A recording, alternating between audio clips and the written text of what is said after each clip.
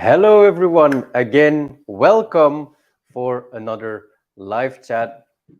I'm Tia Sosen for the Tea Crane, and with me here is again Linnea.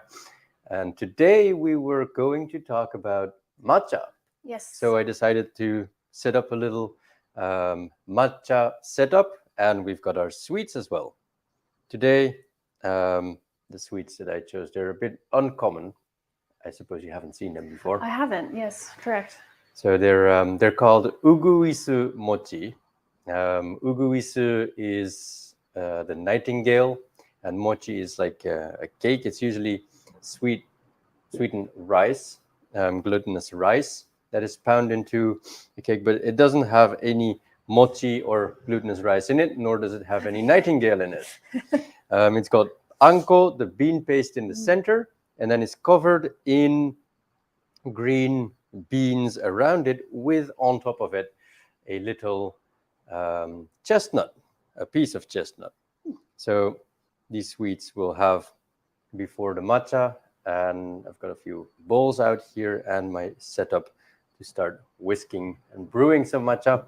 No, you don't brew matcha because it's not an extract like sencha. You whisk it, and interestingly, matcha is also not, it does not dissolve. It's powder, but it does not dissolve in the water.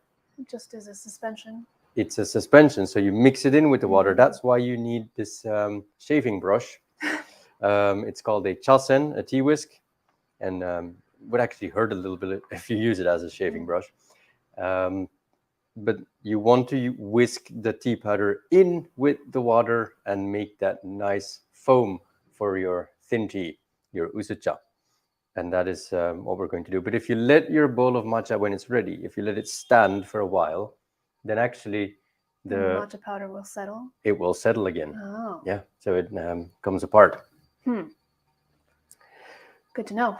Well, which bowl would you like to have your matcha out of? I will have this left side here. Ah, this is the seven wise men. There's four wise men here on the front, and there's three more on the back. The ones on the back are they're in thought, but the ones in the front, one's being pulled by his clothes. So they're probably picking on one of the guys for having a different opinion or something. Oh. Or just Okay, making fun of interesting. him. Yes. Or they're just helping him get dressed properly. Who knows? Interesting design for a towel. It's an old design actually, based off a Chinese story, and you've got the bamboo also to the sides here, and inside is in a circle written fuku, the character for happiness. Yes. It's from the Zeze Kiln, which is in Shiga, northern part of Shiga, northern area of the Biwa Lake in Otsu. Zeze Kiln is a very famous kiln for pottery and for teaware. Is that the Shigaraki area? The Shigaraki is southern. It's not the same one. No, it's different. Oh, So okay. Zeze, the Zeze Kiln, it's interesting actually because kilns used to move around. Oh, yeah. You build a kiln in an area where you have good clay, and so the material that comes out of that kiln is made from the clay that you have in the area. And when the clay diminishes or there's not enough to use anymore, then you have to go to a different area. And that's actually how kilns die out and how new kilns pop up. So basically they move their kiln to a different location. And this is a kiln's been there for a long while already. And of course they're using the clay from that area, and they're producing wares that are usually a little bit more glossy. And they make a lot of these replicas from ancient pieces as well, which is good for contemporary tea practitioners because having a replica like these, you get the feeling that you're in contact with the tradition, the heritage. Yeah, and you actually can hold a piece like that in your hands and sort of in imagination put yourself back in the shoes of a tea practitioner 300 to 400 years ago. Well, let me start with warming up the bowl for you. I don't know if I've seen this tea bowl. Is it new? No. I know I've seen this one. I've seen the other two, but not that one, I think. Really? Well, I've had this for a while. Guess I just haven't used it. Yes, I probably haven't brought it out that very often. So before making matcha, what I always like to do is to warm up the bowl and the utensils, actually, the bowl and the tea whisk. Because warming it up will soften your tines and will help you whisk better. And the bowl as well, because then it keeps the heat longer. And that's a part of the tea ceremony as well.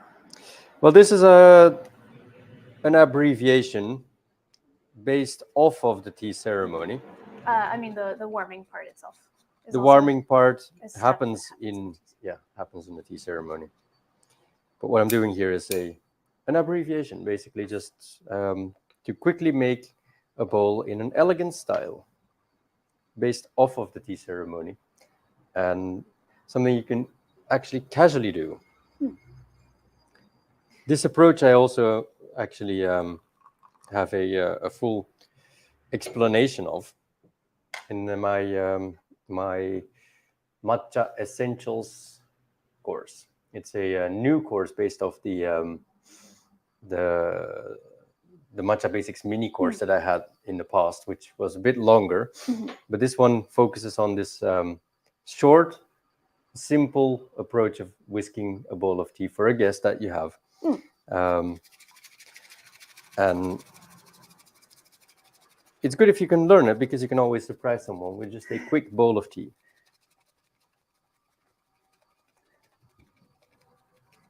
And this is a temai in the entry school. It's like how to say this? A proper service? Yeah, proper service? No, this is completely my imagination. Okay. It's the placements are according to the service in Enshu. The steps, the order are completely according to Enshu, but I've abbreviated further down from the simplest service, which is called the tray service. I've abbreviated further down, so I use a regular towel, and I just wipe the utensils, and I don't go through the process of cleansing the utensils with the fuxa, etc. I just do the basic things of warming the bowl, scooping in the tea, pouring in the water, whisking the tea in. That's it. Good introduction. If you were looking to get into... Yeah. So I have... Well, let's enjoy the sweets as well. Yes. Well, let me just introduce this. This first, I have the Tea Ceremony 101 course, in which I teach the full tray service, which is going to go out in May again for the 3rd edition, and it's improved. It's been updated and it's been changed quite a lot. So it's a lot better, and it's better structured now as well. And so now we're going to bring it out and keep it available for anyone to start at whichever point they like to get started with it. So it's not just we're going to do it now and you have to get on board now and you can't get on board anymore after this date or something. We're not going to do that anymore. It's just whenever you can. Yeah, whenever you can, you just sign on. And so that's getting finalized now. But if you say, well, tea ceremony is maybe a bridge too far for me right now, the Matcha Essentials course is definitely a good start, because I give it away for almost free. I give the ebook version of it for free. And then apart from the ebook version, there's a video segment which has three video components, in which I teach this setup, where you just casually make a bowl of tea, a delicious bowl of tea, what to watch out for with the whisking, what to watch out for with the amount of water that you take into your bowl, the balance between the tea and the water, etc. So those things, they're all covered in the video course. And the video course is available for only $7. Oh. It's I want everyone to take it. Mm-hmm. So Well, for $7. And that's why I've put it so low. I mean, I could give it away for free, but I would at least have that engagement where you say, I've paid a little bit of money for this, I'm going to use it. But I keep it at that low price because I just want everyone to take it and to become able to make a bowl of tea and implement that in their daily schedule and enjoy matcha more. So yeah, that's definitely important for something like tea ceremonies, to make it accessible to people. Which is very difficult because is very difficult. It's very exclusive. I do see it a bit as my my calling to make tea ceremony more accessible. And then, of course, you have to make some things simpler for people to get engaged with it. If you're interested in getting the Matcha Essentials course, I'm putting the link down below. So go and have a look. The link is also in the explanation of the video description. So you can find the link there, and definitely get the ebook, have a look at it as well. And if you want to really become able to whisk a delicious bowl of matcha, get the course as well, the video course, for only $7. It's too cheap. But that's just to encourage you to really do it. And well, I'm going to make myself a bowl of matcha now as well. Right. And I think we were going to talk, I was going to ask about sort of how to whisk the matcha in a little bit, but I wanted to start kind of at the beginning of the matcha's life cycle. And we've talked about how tea is cultivated and processed before, so kind of abbreviated. What is the process for matcha? Matcha is one of the tea types that is shaded longest during cultivation. So for 3 to 4 weeks, the tea trees are shaded during their growth. So they get very soft and tender, sweet, deep green, sweet leaf. And that leaf is then harvested, most often by hand, but you've got a lot of places that also harvest the lower grade matcha by machine.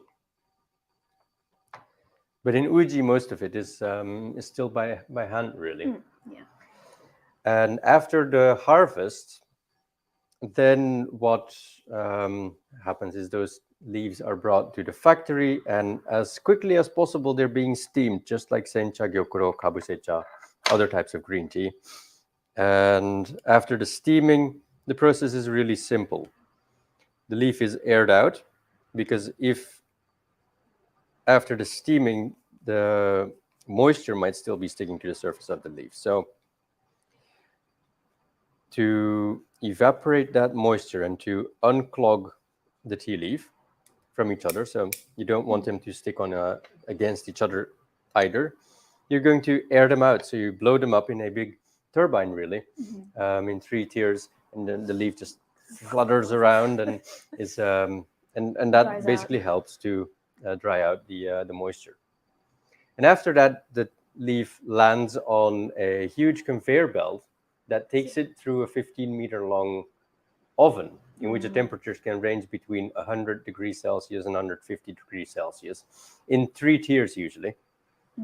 So the leaf is taken through, up the upper tier, and then back through the center tier, where the tea is really dried.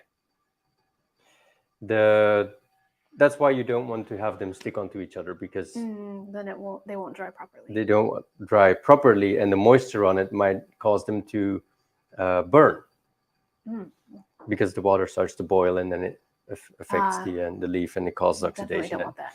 So that's why these turbines are quite important. And after that, basically, the tea is ready. So there's no rolling stages in it involved. It's just, you don't want to knead your tea for matcha, because that will crush its veins, and it makes the leaf softer and more pliable, which you don't want. You want it to sort of pulverize and break up, because you're going to mill it afterwards. And the more you break up its veins and its what do you call that, threads, sein in Japanese. I've no idea what that is in English. But so the harder it'll be to pulverize later. It will actually be teared up rather than pulverized, and so you still get some threads in the final matcha product, which is not as nice. Right. So you want to keep it as stiff as possible, dry it out completely, so that it just snaps and pulverizes later when you are going to filter it out, or are going to mill it. So at that stage, when it's dried, the tencha is basically ready. And tencha is what the base material for matcha is called as, because it only becomes matcha after the tea is milled with what is usually used is the big stone mortar. Then it becomes matcha. But before that, when it's still in leaf form, it's called tencha with a T. It's not sencha with an S, it's tencha with a T. And that is... I think we could, in Japanese, translate that as a tea for milling. I don't think I know the kanji other than for tencha. But it's doesn't it have ishi and then tenjikai. Oh, so okay. Tendankai. The ishi part makes sense. The ishi part makes yes, that's what makes the sense. Exactly. So interestingly, this tencha, before it goes to milling, there still are a few final stages. And one of the final stages is first, again, separating the twigs and the veins from the leaf bit. So you don't want any twigs and veins in the final product. Exactly. So those are going to be filtered out. So you also have to sort of chop the leaf up so that those parts are separated. And the selection usually happens with wind, and then the weight of the leaf part and the twig part is separated that way, etc. So it's a very interesting process. And then again, it's dried once more. So you want to get it really a little bit more, dry. And it's also better to do that separately, because the twigs and the veins and then the leaf bit does not dry as quickly evenly, because the leaf is much smaller and there's more moisture contained in the twigs and the veins. So the twigs and the veins are dried longer and then separated out again to bring out more leaf bits. Oh, okay. So there's a double stage with the twigs and the veins. But it also depends on the farmer or the producer. Everyone has their own preference and factory setup, for especially for the last processing. And in some cases, the wholesaler producer might just buy the tencha raw and then do the processing himself, because then he can influence how the blending is going to come out. So there's all these differences, really. But you want to keep the twigs and the veins out and the leaf bits ready for milling. That's, in a nutshell, how matcha is made. And if they are being bought by another producer, is there any step at which it's more common for it to be bought? So is it, or maybe is it equally common? So for example, producer might buy it before it's been filtered out, before the twigs and the veins have been filtered out, or they might do it after. They might do it after the milling even. Is there any standard of when it changes hands, if it does? Mostly at the raw tencha stage. Most wholesaler, the farmer usually only has a farm and a factory, and the factory only takes it to the part after the oven. Not even the filtering part. No filtering. And then the raw tencha is brought on to another facility, which is the finalizing facility, which is usually in the hands of a wholesaler producer. Okay. And each wholesaler producer is known for their own specific blending practices, but also for their finishing practices.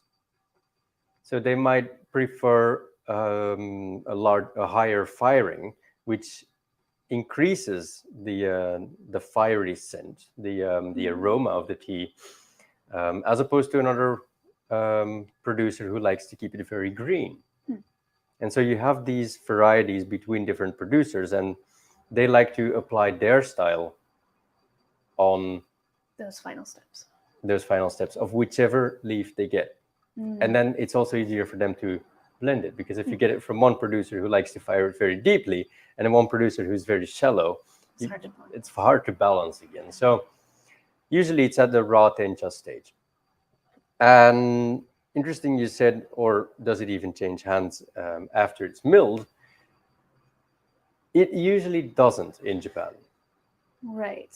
In Japan, it's always the tencha, either the finished part after the wholesale processing, or the raw tencha from the producer to from the farmer to the wholesaler producer. It's never the matcha that is brought out, unless it's a retailer who is going to sell it in a short span of time, but never for storage. Right, because you don't want to store matcha for too long.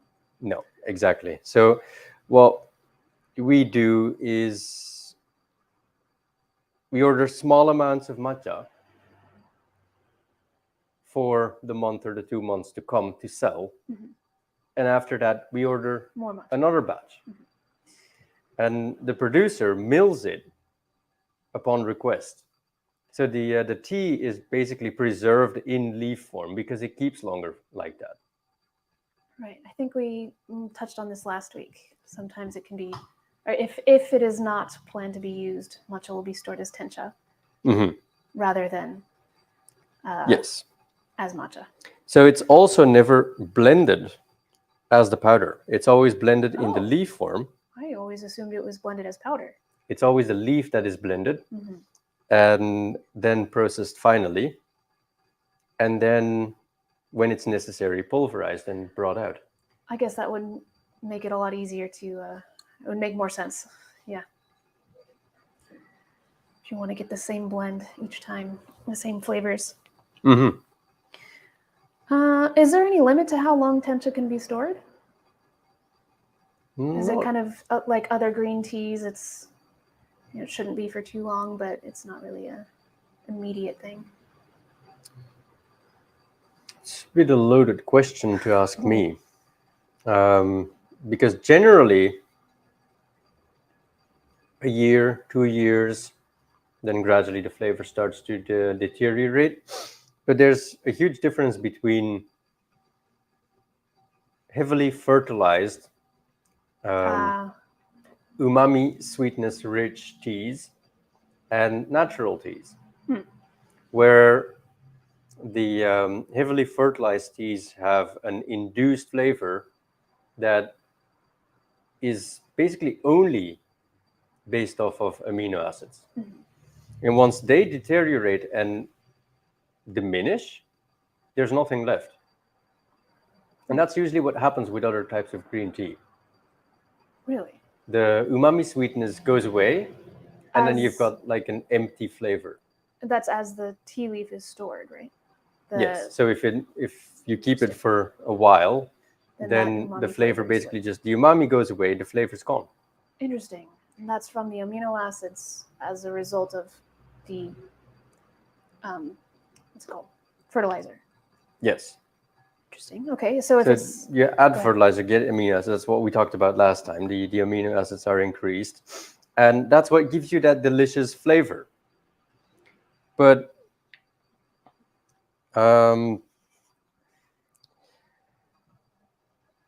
if the umami is based more on the actual plant rather than the kind of added... No, you don't have that much. The umami is going to go away anyways. Okay. The umami is going to go away after half a year. It diminishes. But if you have a natural tea, you have other components that keep it interesting. And I'm going to have a sip of my tea. All right. I think I've pretty much covered all of the questions I wanted to ask about the cultivation process. Oh, I Pretty did good. want to ask. It is very light. I like this one.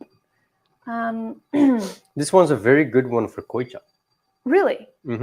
So we've that's actually why if you drink usucha, thin tea, with a tea that is good for koicha, it turns out to be very light. You'd expect otherwise. Right. But Okay, really yeah. for koicha, you don't want any tea that is too intense. Because for You're those who using do so not much know of what it. koicha is, let me explain. Yes. There's basically two types of matcha that you make in a ceremonial setting. There is usucha, which is thin tea, and koicha, which is thick tea. Usucha is the frothy tea that we've just had. So you add 2 scoops of a little bit of powder, you add the water, whisk it up, make a nice froth, and it's just a relaxing, refreshing drink. It's like a milkshake. Just something you would drink just for the fun of drinking matcha. Yes. As opposed to. But koicha, on the other hand, you use, well, now you might have seen, I've taken the front bit of the tea scoop in powder. It's a bit too far. In my course, everything is, again, very, very clearly, also in the free ebook, everything is very clearly indicated. But for this, let me just explain simply. The tea scoop, we use only the tip and make 2 scoops for thin tea. For thick tea, for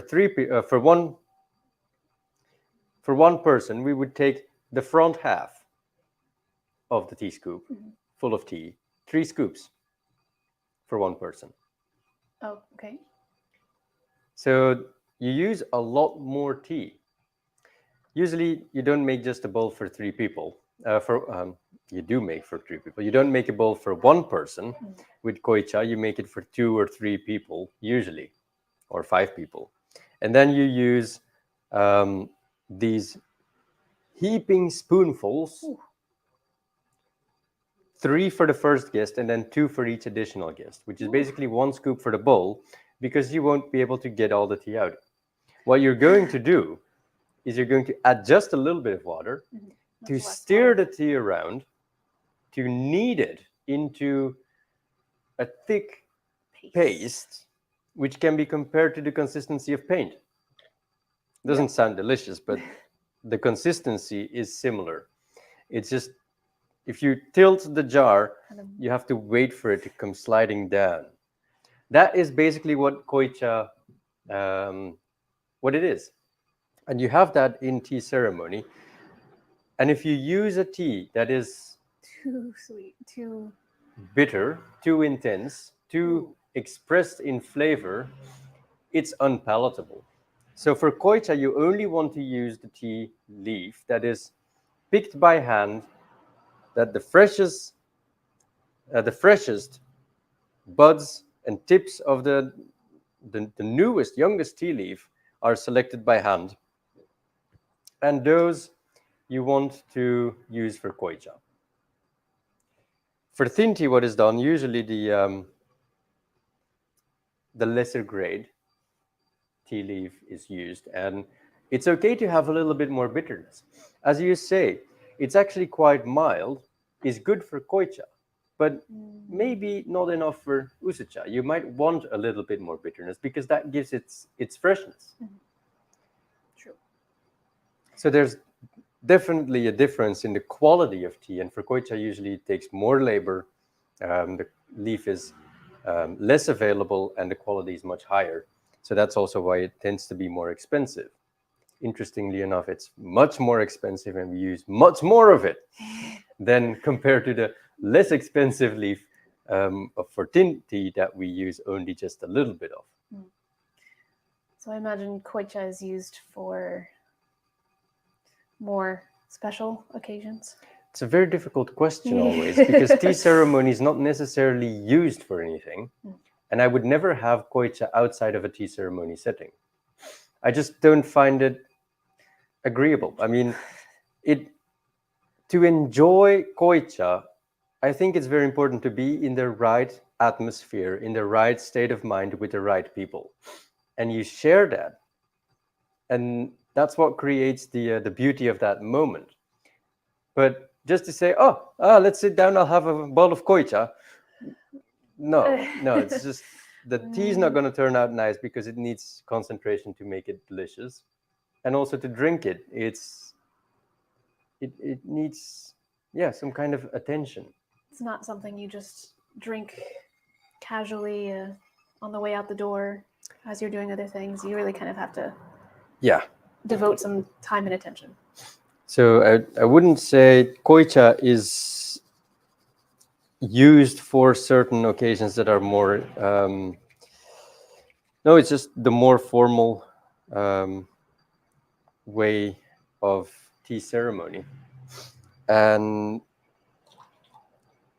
koicha and usucha usually go together. Koicha is basically tea ceremony. Now, just to talk about tea ceremony just a little bit, the Enshu tradition, which is the tradition that I practice in, when we start a service, we always say what we're going to do.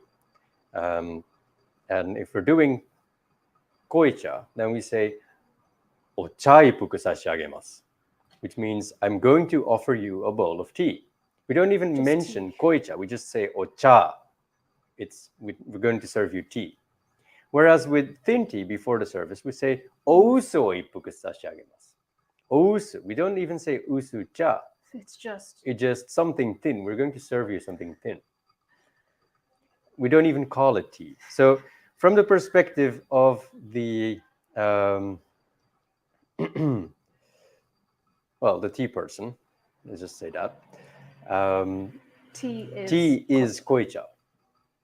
Thin tea is, just a refreshment. And that also reflects in the way a tea ceremony is done, because you have usually the 4.5, 5 hour long tea gathering, the chaji, where first food is served, and then you reach the climax, which is koicha. It's a serving of koicha. And after that, you're going to wind down and come back to the everyday life with usucha. Several servings of usucha. Several servings, wow. Usually you have several bowls and you have a chat, and now it's all very formal and structuralized. But from what I read in the past, it's actually very possible that usucha tin tea gatherings, tin tea sessions, after already having been in a very tense mode and a very formal setting, people tend to open up and want to relax a bit. And so it could be that someone performs a dance, or that someone brings out an instrument and plays some music during the tea ceremony. Which you think, tea ceremony, you have to be like this. Well, for thin tea, it's okay to be chaos, because you've already had so much being like this. You have to keep the balance, really. So is there any difference in when you make usucha versus koicha, or is it really kind of your preference? The tea hosts preference. We're still talking about tea ceremony. Yes. Well, or if there's any other. Well, I suppose yes. Tea ceremony. There are different aspects of how to make koicha and which utensils you use for that, and all that. So there's a whole different set of rules. It's based off the same structure, but as the formality increases, the speed with which you do things, the intensity with which you do things, the utensils that you choose, they change. For thin tea, you might use flowery, interesting bowls with golden patterns on them, etc. But that's something you don't use for koicha, especially not in our tradition. That's again different for every tradition.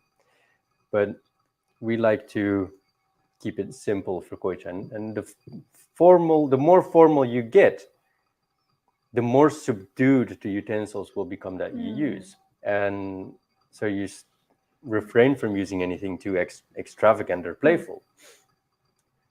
So maybe not as many flower designs. It's usually of a solid color. Well, she doesn't like those anyways. Oh, I like those. Yeah, those flowery bowls, we don't use them in inshu. We like bowls like these, very plain and simple. They're interesting to look at, but they're not as like those Distracting? They don't distract from the flowery bowls. They're just too easy to understand. It's like, oh yes, a flower. Whereas this, you can actually sort of meditate on it and get different patterns out of it. And the more you look at it, the more you start to discover things that you hadn't seen before. And you think, oh, this color balance here is very nice. You got the pink with the white dots in it and then the gray around it. And sometimes you might think of something like, oh, it looks like the sunset or something. And you use your imagination. Interesting. You can get more out of it. Whereas the flowery balls is just like, yeah, oh it's yeah, a flower. it's a flower. It's Yeah, okay. sakura for spring. So it's, in Japanese, you say wakariyasui. True, yeah. Easy to understand. Easy to understand. It's all very right there. Simple. You don't have to look into it too much. Yeah. Okay, if there is nothing else about tea ceremony and how to Is there make anything tea, about matcha still that we need to discuss? I think we were talking about the taste and kind of because I've heard I didn't drink matcha very much when I was back in the US. I mean, I still don't really, but they have a certain way of distinguishing kind of grades over in the, I don't know if it's just the US or the West. I assume it's most of the West. It's culinary and ceremonial grade, which, well, is that reflected in Japan? Do we use those as well? So, no. In Japan, basically, the grades are based off of price. So there's a convention of what a tea of, say, 1,000 yen per 100 gram, or 2,000 yen per 100 gram, or sometimes it's in 40 grams. Basically, you have a price standard. And the higher the price, the higher the quality. And the lower the price, the more it's blended.